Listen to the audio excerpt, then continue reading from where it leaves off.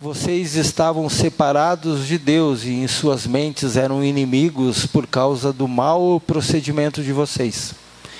Mas agora Ele os reconciliou pelo corpo físico de Cristo, mediante a morte, para apresentá-los diante dele santos, inculpáveis e livres de qualquer culpa. O 23 agora.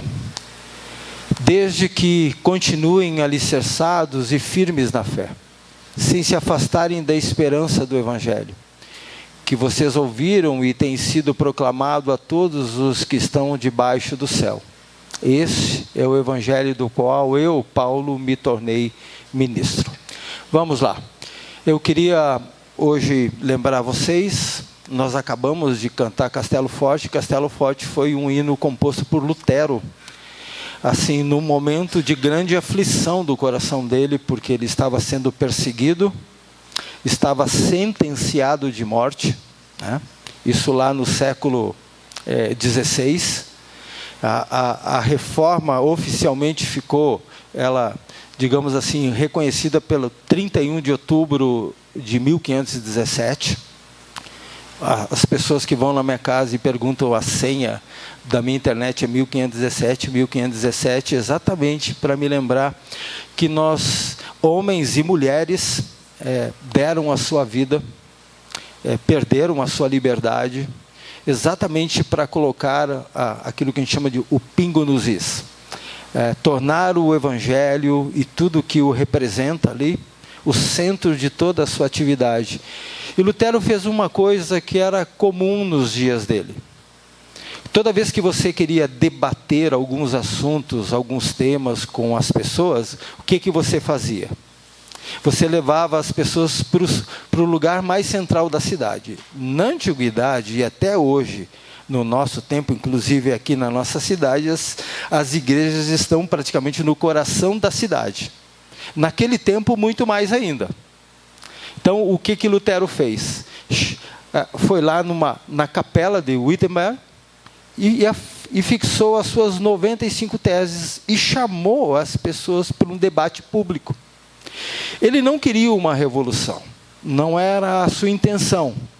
Mas é que as 95 teses, elas batiam pesado em algumas coisas que eram bem complicadas de lidar, principalmente naquilo que falava da autoridade papal e principalmente da venda de indulgências, que era aquilo que você pagava para obter a tua salvação. Mas daqui a pouco a gente chega lá com um pouquinho mais de detalhes, mas o fato é que ele fez isso.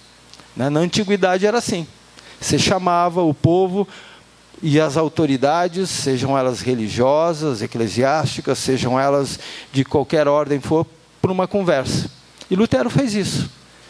É verdade que o resultado e o efeito disso foi bombástico, né? Para ele e para todos aqueles que queriam uma reforma na igreja. Eles não queriam uma outra igreja, eles queriam que a igreja voltasse à essência das Escrituras. Não foi possível. A vida dele prosseguiu. Mas deixa eu falar um pouquinho sobre a venda de indulgências, porque ela está ligada à prática de penitências. É errado dizer, e eu vim de origem católica, eu sei que tem pessoas aqui que também, mas é errado dizer que os católicos não creem em Cristo. Não é verdade isso. A questão toda era que era Cristo, porém mais uma porção de coisas que poderiam levar as pessoas à salvação. Olha só, o católico daquela época, da idade medieval, ele não descria de Cristo. Ele confessava a salvação em Cristo, mas ele dizia aqui também que ao lado de Cristo, outras coisas poderiam ser agregadas e até complementadas ao que Cristo fez. Então, quando você vê a venda de indulgências era uma prática de uma penitência.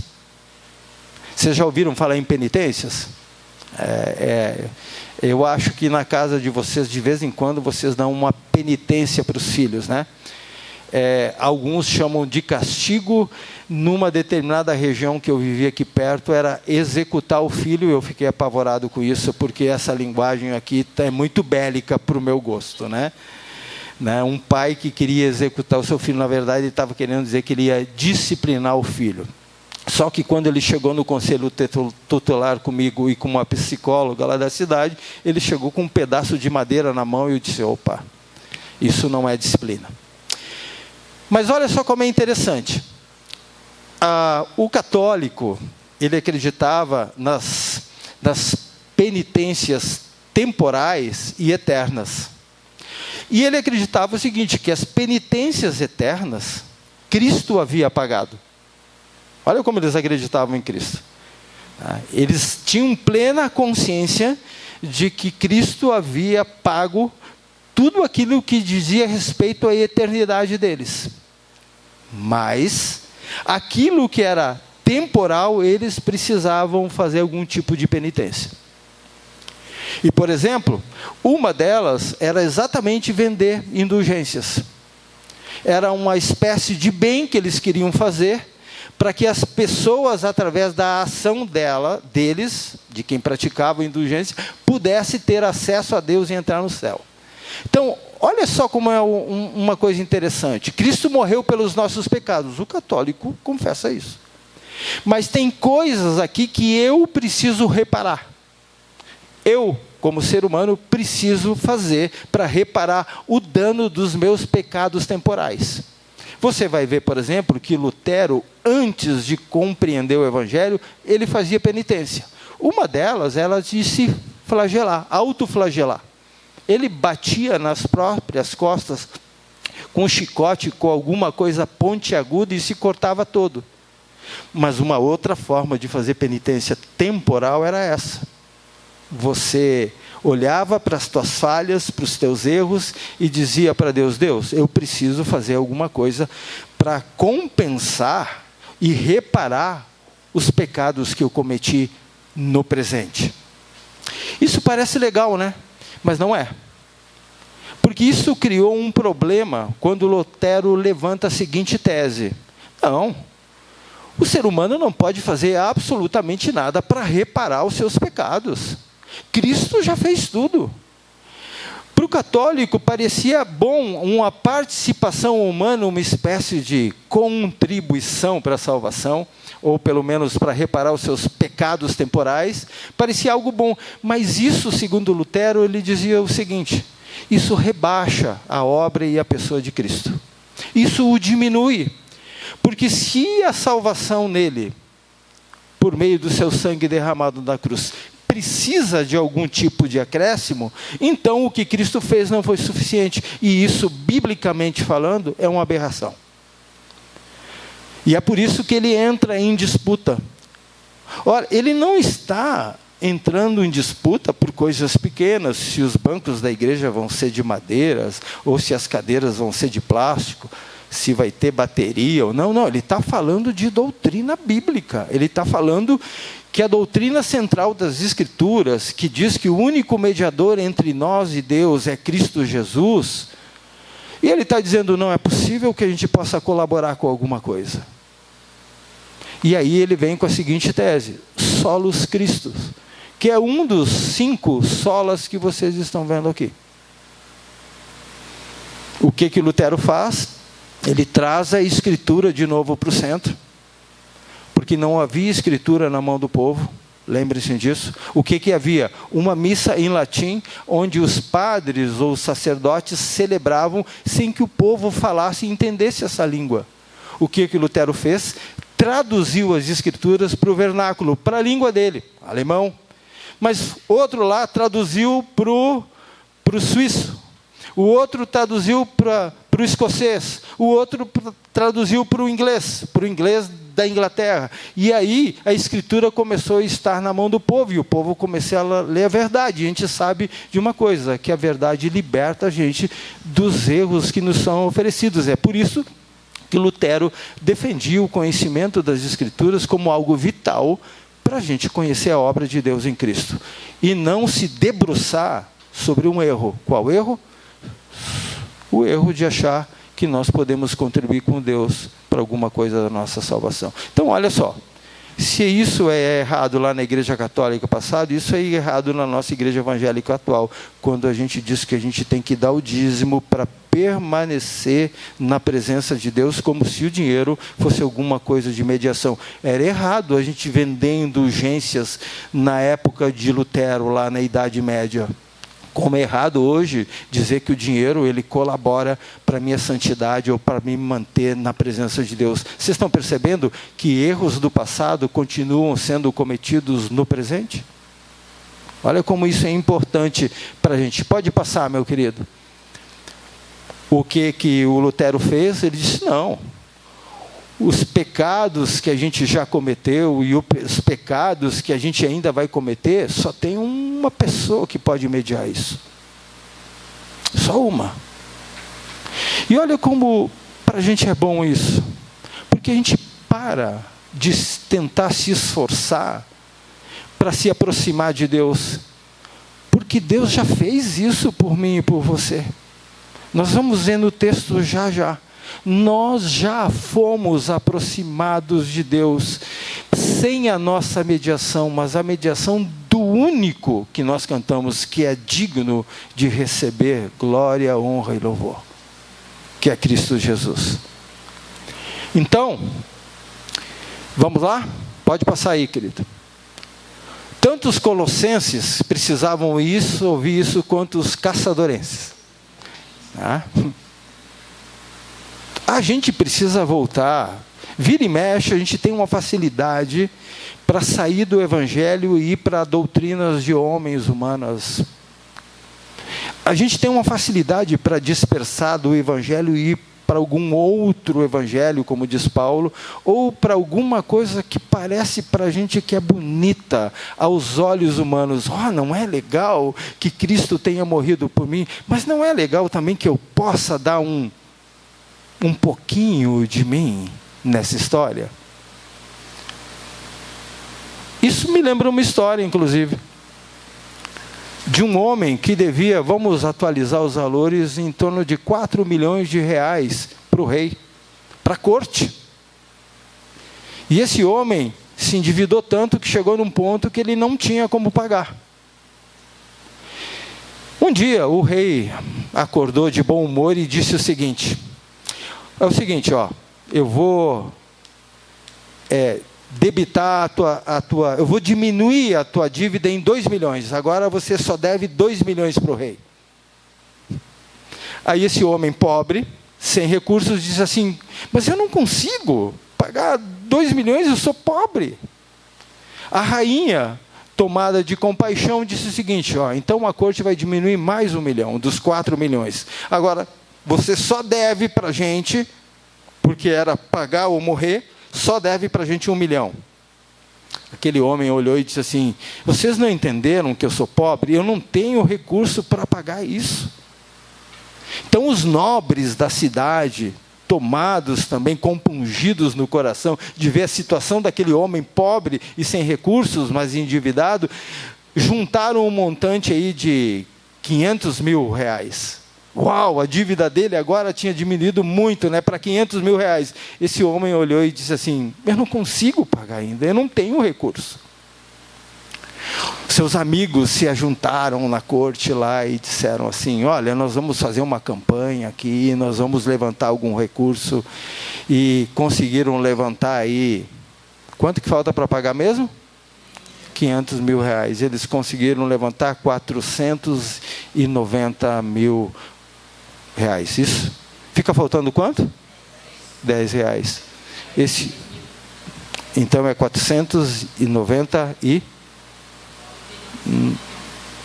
para faltar 10 é quanto? 10 reais. Bom, faltava 10 reais. Vocês viram que eu sou bom de geografia, né? O Felipe está olhando para mim, volta para a escola, né, pastor? Os 2 Filipes aqui. Bom, no final das contas, os amigos levantaram o recurso e faltava 10 reais. E ele disse assim, gente, eu não tenho nada. E ele é apavorado porque a sentença de morte já estava assinada. Se ele não pagasse, ele começa a procurar nos bolsos. Não sei se você já encontrou dinheiro no bolso de uma... Ele puxou, tinha R$10. Uau, pá, pagou lá, foi aquela alegria na cidade toda. O que essa história tem a ver com Cristo? Ela ilustra bem que às vezes os R$10 que você quer contribuir para a tua salvação tiram toda a glória de todo o restante do montante que você devia. Apenas R$10 é suficiente para as pessoas olharem e dizer: uau, cara, olha o que ele fez, ele tinha R$10.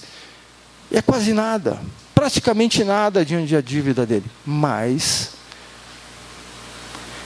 ela tira o brilho e o poder da dívida que Cristo pagou na sua totalidade. Só R$10.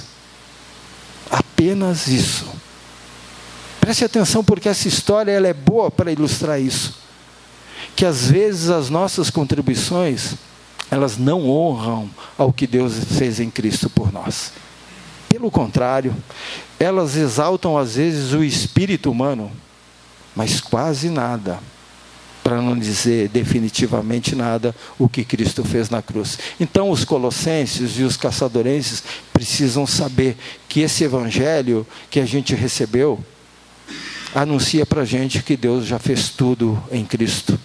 E a gente não precisa acrescentar ou pagar absolutamente nada por isso.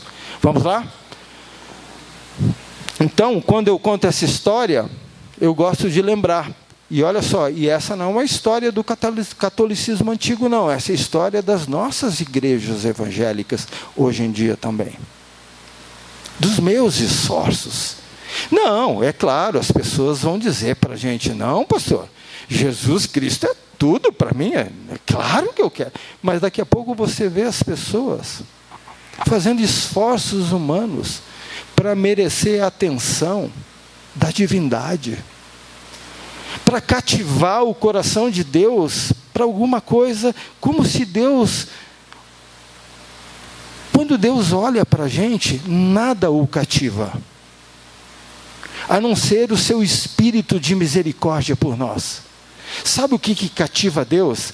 A entrega de Cristo na cruz, a perfeição e a suficiência da sua obra. É isso que agrada a Deus. Então, quando a gente vai para Cristo e o confessa como único e suficiente, capaz, pleno, poderoso de se entregar numa cruz por nós, a gente celebra isso, porque Deus está tirando fardos enormes dos nossos ombros. A gente não precisa mais carregar aproveitando que a gente já está na cidade da madeira, uma tora de madeira, ou várias toras na nossa... Tora tem que ser de madeira, né?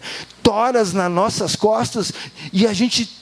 de tão cansado que está por isso. Por quê? Porque a gente tirou os olhos, perdeu o foco da centralidade da obra que Deus está fazendo em Cristo. Então os meus esforços de nada valem para Deus. Vamos lá? Agora olha só o contraste que o apóstolo Paulo está fazendo aqui no texto. Agora a gente vai para o texto. Ele trabalha 2 tempos, antes e agora. Estão vendo aí, né? Antes e agora. Antes estavam separados de Deus e suas mentes eram inimigos por causa do procedimento de vocês. Mas agora Ele os reconciliou pelo corpo físico de Cristo. Ele está falando do seu sacrifício na cruz, mediante a morte, para apresentá-los diante de Deus santos, inculpáveis e livres de qualquer acusação. Olha como isso é bom para a gente. Por que Paulo faz esse contraste? Como eu disse para vocês, vira e mexe, a gente se esquece disso. Então Paulo está dizendo assim, está fazendo uma comparação, um contraste, dizendo assim, olha a situação que vocês foram tiradas. E olha como agora vocês se encontram.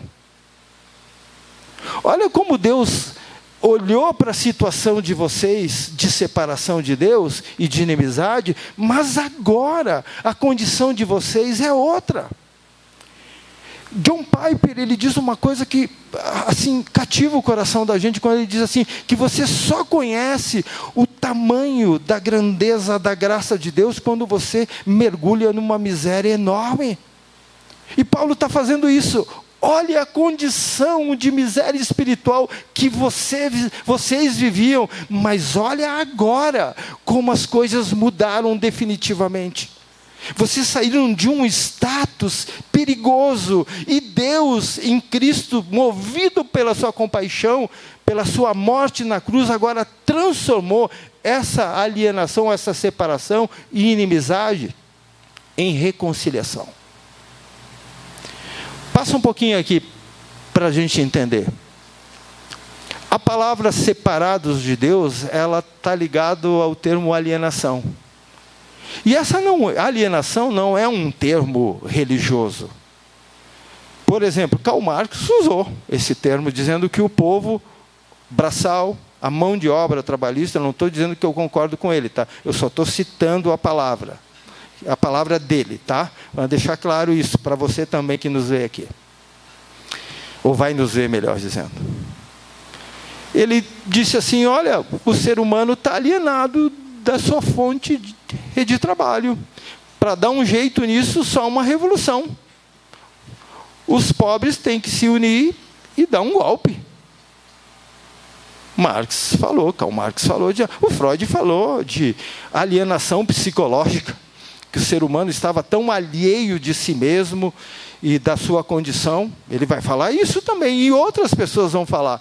Mas Paulo vai usar esse termo de que nós estávamos alienados de Deus, separados de Deus. E ele vai usar, em Efésios, ele usa essa mesma linguagem. Olha só o que ele diz lá. Naquela época, vocês estavam sem Cristo, separados, olha só, da comunidade de Israel, porque uma separação leva a outra.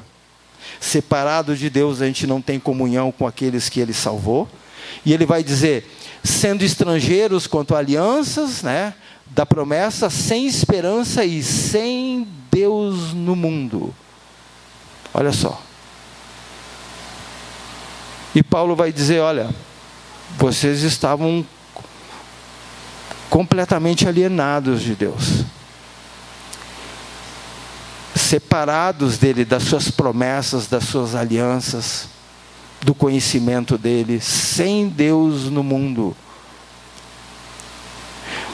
Mas essa palavra aí, ela não define tudo na nossa relação com Deus.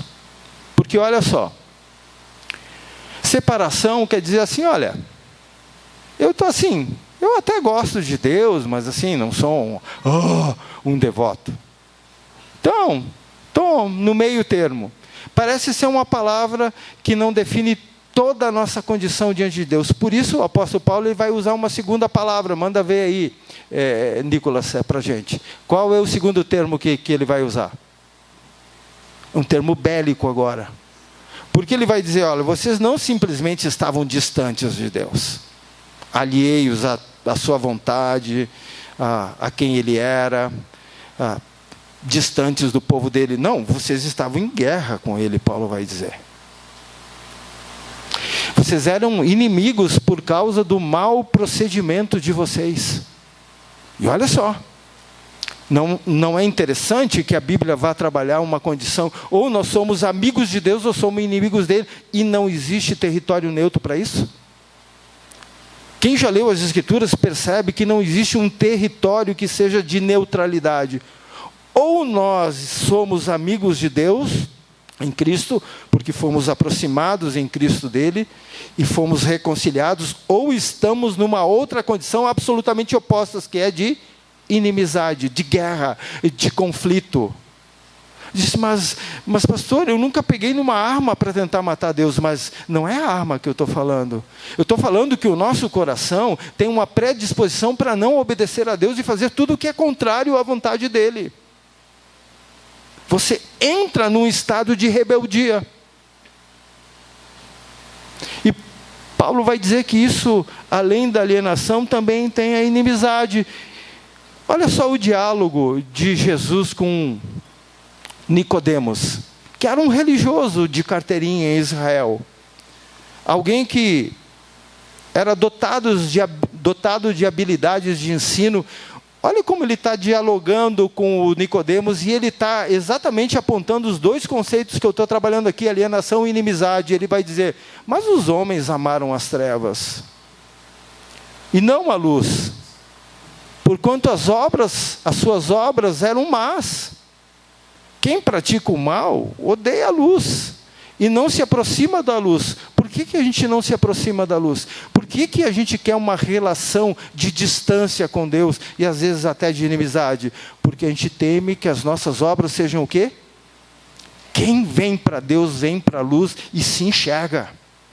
Enxerga toda a sua miséria, mas não enxerga só a miséria. Sabe o que a luz faz? Expõe a luz de Cristo para a nossa salvação. Então Paulo está dizendo, olha a condição que vocês se encontravam, e que eu e você também nos encontrávamos, ou nos encontramos ainda. De alienação, de separação, de distanciamento, de não querer proximidade com Deus, mas também de inimizade, de entrar numa rota de conflito contra Deus, e contra a sua pessoa, contra a sua obra. Então, a gente gosta muito de João 3,16, né? Porque Deus amou o mundo de tal maneira. A gente conhece esse texto, mas olha o que ele está falando logo depois daquele texto de João 3,16. Que o ser humano vive essas duas condições, pode passar, né? De alienação e de inimizade. Por que Paulo está fazendo isso? Leiam para mim aí. Qual é o propósito? Vamos lá? Demonstrar o tamanho da obra de Cristo. Ele está fazendo um contraste. Para quê? Para dizer, olha a grandeza do que Deus fez por cada um de vocês. Olha de onde Ele tirou vocês, da alienação e da inimizade, e agora olha onde Ele colocou cada um de vocês. A gente só conhece essa majestade da obra de Deus e da suficiência da obra dele em Cristo quando a gente olha e diz, como diz o Juanzinho, né? Pastor, olha da onde que eu fui tirado, olha da condição, olha a minha condição. Eu contava aqui na EBD hoje de manhã, não vou contar à noite, porque eu não sou adepto da teologia da experiência, para ninguém aqui depois sair dizendo assim, eu queria ter passado o que o pastor passou. Não, mas eu sei de onde eu vim. Eu só fiz uma brincadeira, minha família era uma fauna.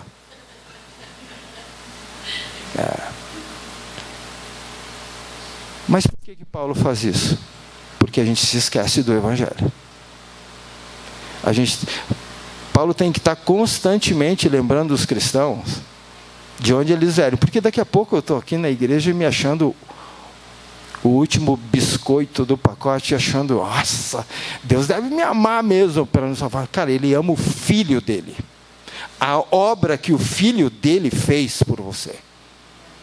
Porque a única coisa que agrada a Deus é quando Cristo veio a esse mundo e a luz da salvação dele raiou sobre os colossenses e sobre os caçadorenses. E essa luz nos mostrou que Deus nos tirou. Lembra lá o capítulo 1, lá no início, do império das trevas, e olha o verbo de ação dele, nos transportou para o reino do Filho do seu amor. Por que ele faz isso? Porque a gente se esquece.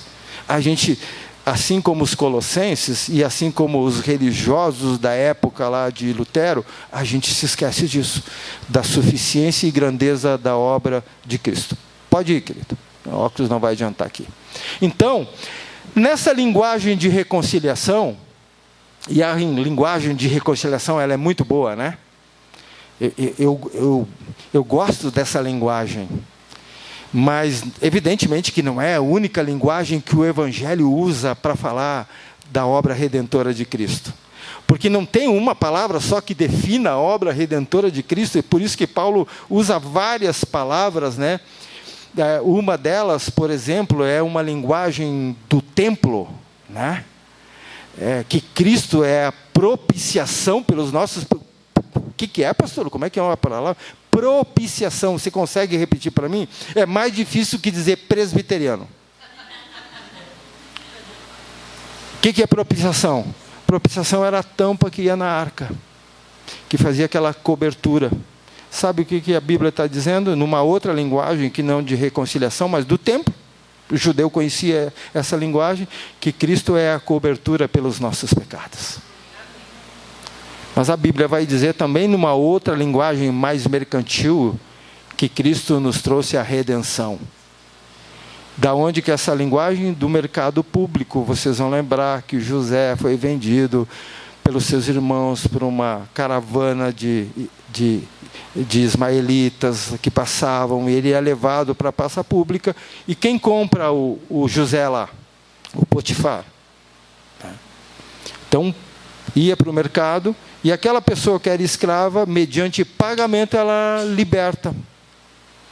A Bíblia vai dizer para a gente que Jesus Cristo é a nossa redenção. Por quê? Porque Ele pagou o preço para nos resgatar.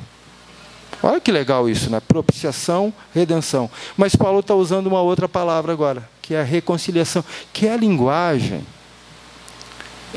do amor, gente. Da reconsideração, das amizades. Porque onde havia conflito, o que a reconciliação faz? Coloca paz. Onde havia guerra, inimizade, o que a reconciliação faz? Você está perto de uma pessoa, dá a mão para ela aí. Dá a mãozinha para a pessoa que está perto aí. Isso, Camila, pega. O que é a linguagem da reconciliação? Mãos entrelaçadas fazendo a paz. É isso que é a reconciliação. Só para vocês entenderem. Não é legal isso? Que Deus tenha feito isso por nós? Que Cristo reconciliou. Cristo nos reconciliou pelo seu corpo físico. Ele está falando de corpo mesmo, não é? Corpo pendurado na cruz, na sua morte. Tá? Deus, e uma coisa interessante, olha só, culto. Você não vem oferecer nada para Deus aqui, você só vem responder o que Ele já fez. Olha como é legal a gente chegar no culto e dizer, Deus, eu vim aqui, como a gente cantou, para te agradecer. Tudo o que tens feito, tudo que há, como é? Tudo que está, isso, é isso aí mesmo. Para pensar. O culto é a comunicação, as evidências, as manifestações de toda a obra redentora de Deus a nosso favor. Nada iniciou na gente, mas o que a gente faz? A gente responde a ela. A gente responde ao que Deus fez. Com fé, com louvor, com gratidão.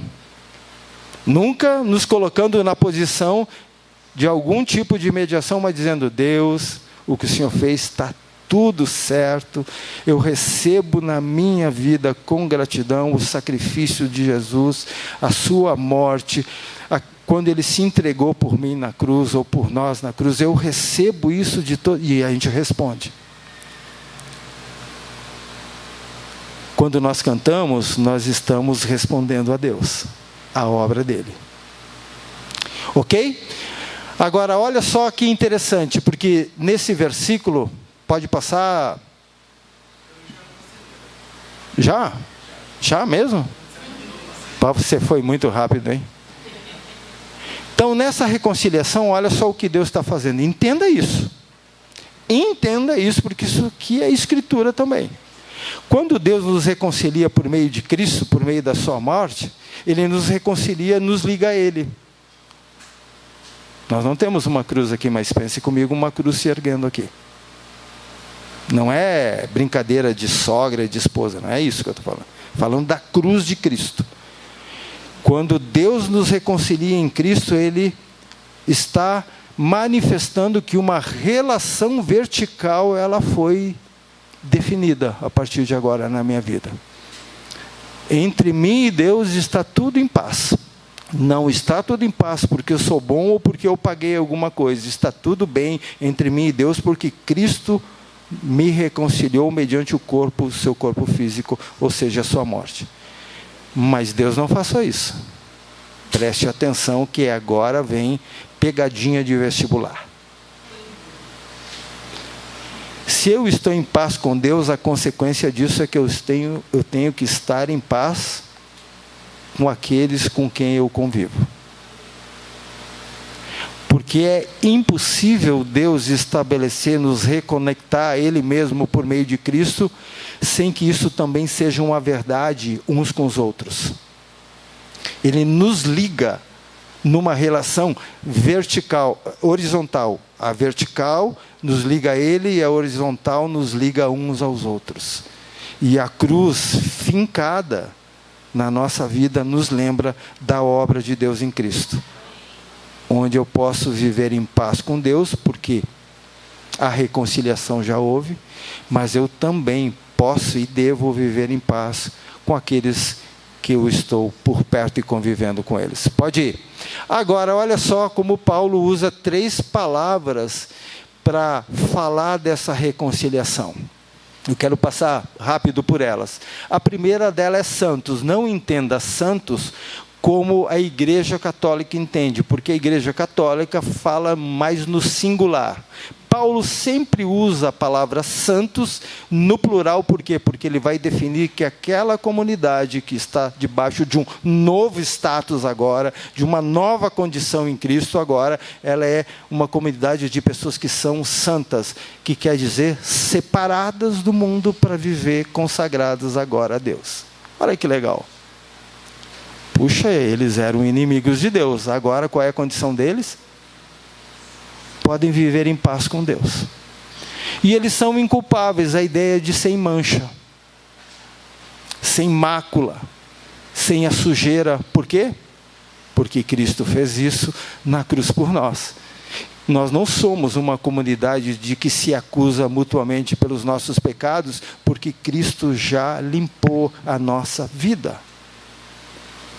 Mas também diz que no dia futuro do acerto de contas, que aquilo que a gente chama de juízo final, um dia quando nós estivermos lá, Deus vai olhar para a gente, puxa, esse pessoal aí é santo, porque são santos, porque o meu filho fez a sua obra, tirando eles de uma condição e colocando outra. Mas eles também são inculpáveis, olha só, toda a mácula, toda a sujeira que havia por causa do seu pecado e que era tão presente pelo seu comportamento mau, como diz o apóstolo Paulo no início do texto, agora não tem mais.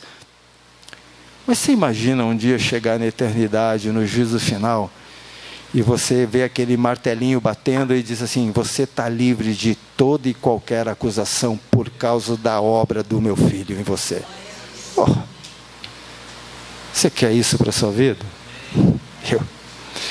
Aliás, eu já tenho, mas eu preciso me lembrar disso todo dia, porque o Evangelho não é um acontecimento do passado, lá da minha conversão. O Evangelho é um fato, uma verdade que explode no meu coração e na minha mente todos os dias. Eu preciso do Evangelho o tempo todo, e você também, para que você não se esqueça que um dia você vai estar com Deus, por causa da obra de Cristo naquela cruz. E lá todos nós, santos, inculpáveis e livres de qualquer acusação. E aqui eu venho de novo para Lutero. Você sabe que Lutero, eu não sei como encarar isso que ele teve, mas ele entrou num transe um dia, em que, acho que era um sonho, alguma coisa do tipo, em que Satanás vinha para ele e pegou aquele papel e abriu todo aquele papel assim, escrito todos os pecados dele, né? E Satanás chega e joga na cara dele assim, viu? Quem você é? E o Lutero, no sonho que ele conta num dos livros dele, diz assim, é verdade, e, aliás, deixa eu te dizer, eu sou muito mais do que isso que você está dizendo. Só que é o seguinte, todos esses pecados têm um carimbo dizendo, estão cancelados. Estão cancelados. Eu queria que você saísse daqui assim, não para viver de qualquer jeito, porque não é assim que uma pessoa em Cristo pode viver de qualquer jeito. Eu recebi uma obra redentora na minha vida, isso deve mudar a disposição da minha mente e do meu coração. Vamos para frente? Agora, ele vai terminar com um alerta. Ele começou com um contraste e ele termina com um alerta. Porque esse alerta diz assim: desde que continuem alicerçados e firmes na fé, sem se afastarem do quê? Os colossenses corriam o risco disso, de olharem para Cristo e somarem à obra de Cristo uma porção de outras coisas. Se os colossenses corriam esse risco, nós também. E é por isso que Paulo vai terminar com um alerta, dizendo: alicerçados e firmes na fé, a ideia de fincado em Cristo. Sabe, aquele negócio que você está alicerçado e não abre mão disso? Então Paulo está dizendo, desde que... Mas ele não está dizendo para colocar medo nas pessoas. Olha só, a gente pode olhar esse texto e dizer: nossa, Paulo está colocando apreensão, o pessoal vai perder a salvação. Não é isso que ele está falando. Ele está orientando que a obra de Cristo é tão gloriosa, e eles já perceberam isso, pela condição que eles tinham sem Deus no mundo, e a palavra sem Deus no mundo é atheos, que quer dizer ateu. Eles eram ateus. Não no sentido apenas intelectual dos nossos ateus do nosso dia. Intelectual do ponto de vista de não se renderem a Deus, às suas promessas, à obra de suficiência de Cristo na cruz. Eles confessavam a Jesus, mas sempre tinham um elemento ou outro que era colocado lado a lado com Cristo. E Paulo vai dizer: olhem para o Evangelho. Tem uma outra carta de Paulo, e ele é muito mais incisivo. Aqui os Colossenses eu acho que é uma carta mais preventiva, né, para ajudar o povo a entender, mas a carta dele aos Gálatas é pesadíssimo, porque ele vai dizer assim, ele vai usar uma linguagem pesadíssima do povo que começou a deixar o Evangelho para migrar para as obras da carne ou da lei, daquilo que é esforço humano que se soma ao que Cristo fez. Ele vai dizer: quem que fascinou vocês? Quem que induziu, quem que cooptou o coração e a mente de vocês para vocês abandonarem o Evangelho ou migrarem para um outro Evangelho? E ele vai dizer que não é o Evangelho. Então Paulo vai dizer: olha, fiquem firmes. Não deixe que nada e nem ninguém demova o coração de vocês da centralidade da obra de Jesus, que aparece aonde? Exatamente no Evangelho, do qual vocês ouviram e que tem sido proclamado a todos os que estão debaixo do céu. A gente tem que sair daqui e fazer isso. Fincar a nossa fé, a nossa esperança na palavra da verdade, que fala de Cristo e de sua obra, mas a gente tem que sair aqui e começar a dizer isso para as pessoas, porque é isso que Paulo está dizendo agora. Vocês ouviram e que tem sido proclamado a todos os que estão debaixo do céu. Ou seja, aquilo que eu recebi vira missão, vira tarefa para a minha vida, vira uma ordem. Não é o pastor que faz isso só, é a comunidade toda reunida, dos santos, dos inculpáveis, dos livres de toda a culpa, agora em Cristo, podem, de peito aberto, serem voz de Deus para anunciar o Evangelho. Lembra que eu disse no início? Que Deus é o autor dessa obra, Cristo é o agente nisso, e nós somos os proclamadores, aqueles que anunciam, mas toda vez que a gente abre a nossa boca, é como se Deus falasse por nosso intermédio. Que coisa boa, gente. Glória a Deus mesmo? Amém. Deus seja louvado por isso. A gente fica por aqui hoje, porque nós temos mais coisas a fazer aí hoje à noite, né? Com as nossas crianças. Tá bom? Vamos lá? Vamos chamá-las? E vocês que permanecem aqui, a gente ora agora. Feche seus olhos. Peça para que o Espírito de Deus clareie a tua mente, o teu coração, no que diz respeito a Jesus e sua obra redentora. Peça para Deus que você descanse na obra de Cristo. Peça para Deus que haja paz no teu coração por receber os benefícios da cruz e os efeitos dela, que não é paz com Deus e paz uns com os outros. Peça para Cristo para que você seja tirado da condição que você vive ou já viveu um dia. Reconheça isso. Não só peça, mas reconheça que um dia você foi tirado dessa situação de alienação e de inimizade com Deus, e que agora, então, por causa da reconciliação em Cristo, você é amigo de Deus. Você tem acesso à palavra dele, pode conhecê-lo, pode orar para ele agora. Pode pedir hoje à noite para ele: Senhor, me ajuda a entender a tua palavra, me ajuda a fincar os pés, me ajuda a ser enraizado na obra de Cristo, alicerçado nele, e que isso seja tudo o que eu preciso, e que mais nada e mais ninguém roubem a glória que é só de Cristo. Somente Cristo, diga isso para Deus: somente Cristo é o mediador entre mim e Deus. E eu quero te louvar por isso, no nome de Jesus, nessa noite. Amém.